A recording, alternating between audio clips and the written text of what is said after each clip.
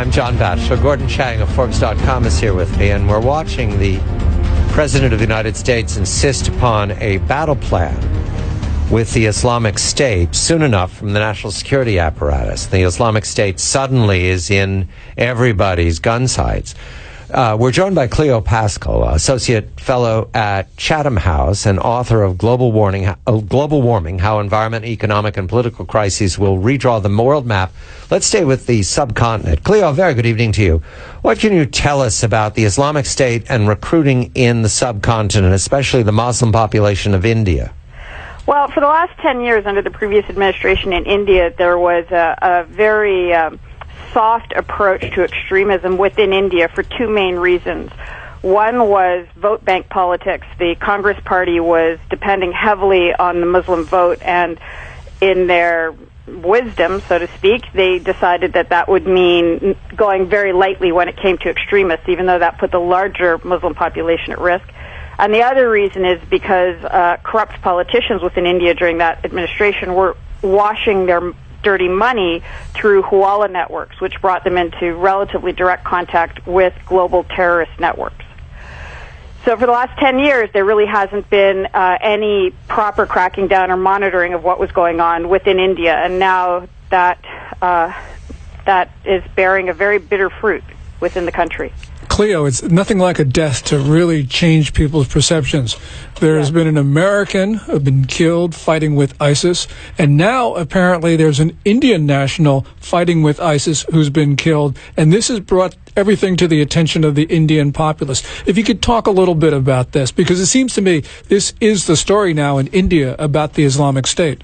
It is, and it was a big surprise because for many years, the Indians thought of themselves as the kind of recipients of terror coming in through Pakistan and other places. But now there's very clearly recruiting going on, and the result is young men and educated young men. There's the current batch of 4 that we know about. 3 of them were in engineering university when they went off to go fight in Syria. One of them, as you say, was just killed today or yesterday. The news came out. So it's really concentrating the mind within India about what's been happening within the country and how bad the situation has become over the last 10 years. The puzzle about the subcontinent in general is that the partition wars led to 1 million casualties, and the creation of Pakistan, which is a natural problem for the United States, Afghanistan, all these years. But the Islamic State, is there something new here, or is this just the traditional rally to go to jihad that we've been seeing for decades in the subcontinent? The different factor here for India is this is not just trans-border, this is no border. So Pakistan might be a Muslim state, but it's still a state. Whereas the Islamic State is basically saying everything should be Islamic. All these existing borders should be obliterated. So what Prime Minister Modi of India has said, for example, is, I don't care what religion you are, as long as you are a patriotic Indian. And increasingly we're seeing within the community those who don't feel they're Indian first. They feel like they're Sunni first, for example, or Wahhabi first, or however they want to define it.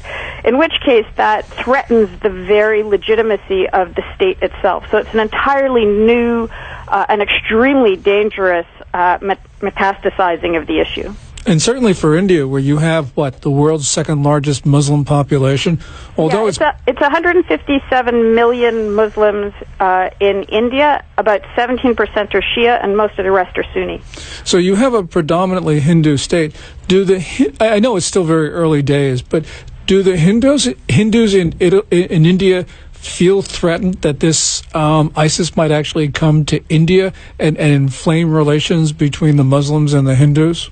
Yeah, and it's the tip of a very large iceberg, because a lot of the recruiting is happening of Indians that are working in Saudi and Qatar, for example, primarily. So they're people who might be doctors or engineers or drivers or whomever who are working in those countries. They get radicalized in those countries, they get funding, and then they go back to India to do the recruiting within India. So this kind of trans-border international jihad component of it is extremely disturbing. Now, what you're talking about is this important ISIS component, but what you also see is, for example, in the shopping malls in some of the areas in the last 10 years, that it's a visible change with the amount of women going in full facial covering now. We hardly saw it 10 years ago. Now we're seeing it increasingly. And it's part of the same phenomena.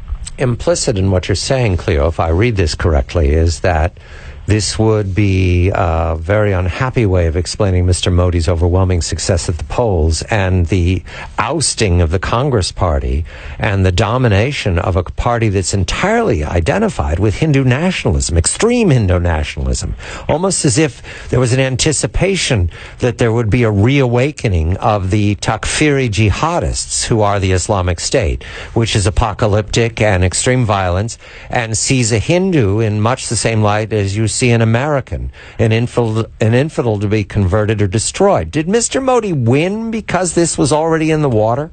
That was one component of it. The thing that allowed this to happen, allowed this flourishing of extremism within the country, was corruption. So those two twinned things, this flourishing of extremism and the corruption of the Congress Party, were the two things that he was very clearly against. And you'll see, by the way, a lot of funding coming out of Pakistan and Saudi Arabia to try to discredit Modi, especially within the next year, in the U.S., in the media, in the think tanks, to try to paint him as an extremist, as a Hindu extremist, as a kind of an equivalent to a Muslim extremist, in order to try to discredit him and isolate him. He is not. He is an anti-corruption campaigner who is fundamentally a nationalist who happens to be Hindu. So, Cleo, essentially what you're saying is that for Modi to win this ideological religious struggle, he's going to have to not only engage in a battle of ideas, he's also going to have to clean up corruption, which has been inherent in the Indian government. Is that what you're saying? Yes. Yeah. And it goes beyond that. I'm not sure if you're aware, but India has separate civil codes for the different religions. We have 30 seconds, Cleo. Go ahead. Okay, so for example, if you're a Muslim in India, you can have 4 wives. If you're Hindu, you can only have 1. So those sorts of disparities within the system have to start to change. Cleo, yes, that would strike me as a profound distinction that needed to change. Gordon Chang of Forbes.com, and we thank Cleo Pascal, an associate fellow at Chatham House, author of Global Warring, How Environmental, Economic, and Political Crises Will Redraw the World Map. I'm John Batchelor.